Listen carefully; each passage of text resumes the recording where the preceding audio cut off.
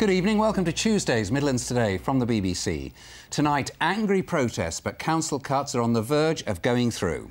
The country's biggest local authority, Birmingham, has been pushing through a package of measures this afternoon to save £212 million in the next year, with 2,500 jobs lost.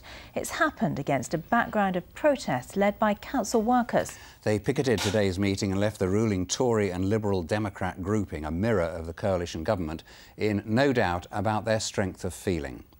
Well, our reporter Ben Godfrey has been following events. What's the latest there, Ben?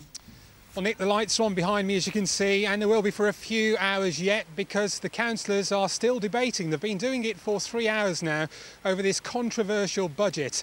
The unions representing those people who'll lose their jobs call it social vandalism. City Council says the cuts are unavoidable. They say actually they need to save £300,000 every day for 3 years to actually make those savings. As councillors began debating the budget, there was a feeling of inevitability in Victoria Square. Campaigners were vocal, but small in number. Solomon Marachi had come to protest against the closure of his local youth centre. Them places are a stepping stone for employment, building confidence, independent skills. So without them places, to be honest, it's going to be down the drain, really. This is the Stonehouse Gang, a charity for young people in Selly Oak. Leslie Franklin's about to get an MBE for her community work, but she's expecting a funding cut of £20,000. We're devastated to have received the news of the cuts, and now we're going to have to work enormously hard. We're already in a deficit. We've already gone through difficult times. Now we're going to go through even more difficult times. Offering better services at less expense is Birmingham City Council's big ambition. Savings are front-loaded.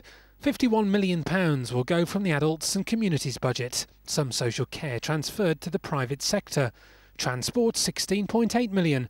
Children's services £21.5 million. Speaking ahead of today's meeting, the council's deputy leader said key public services would be protected. We aren't closing any libraries.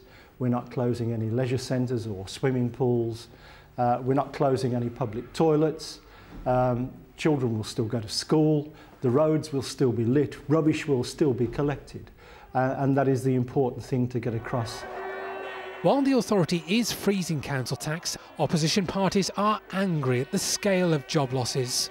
In the budget document, it refers to 2,500 full-time equivalents. If you translate that into actual jobs to people, it's probably in excess of 3,500. And the loss of that number of jobs is going to lead to a lot of families in Birmingham losing their breadwinner. Some protesters were removed from the public gallery after unfurling banners, but many had simply chosen to stay away. Well, Ben, you were in that council meeting this afternoon. What was it like in there? Certainly heated. I mean, there were moments of sort of humour and then also moments of slight concern. We had some of the people sitting in the public gallery, certainly in the last session I was in, sort of disrespecting the Lord Mayor, being asked to stand everyone in the room. When he enters, they refuse to. There's more of that really going on. But a lot of the protesters are adamant, really, that they have to stay and at least show themselves here and express just how concerned they are about these plans, Nick. Well, talking about those protesters, what are they going to do now if these budget cuts go through as we expect them to do? Are they just going to give up and accept the status quo? Well, there's an expectation, in all honesty today, that this budget will go through and that they have to take exactly what they're given, really.